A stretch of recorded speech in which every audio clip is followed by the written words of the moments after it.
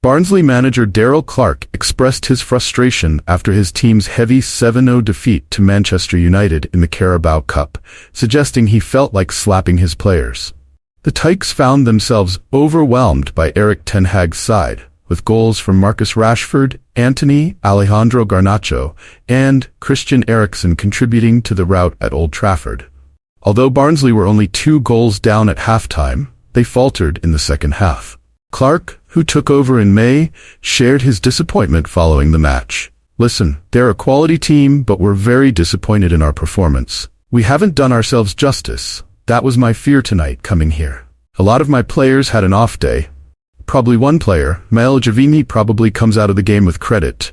But it is not an acceptable performance from us. I know it's a big occasion against a very, very good team. I get that.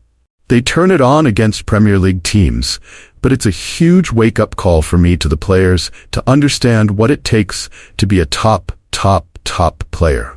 If I ever hear one of my players tell me Premier League players when they're watching a game and they're saying they're poor, I'll be giving them a slap because they're miles off.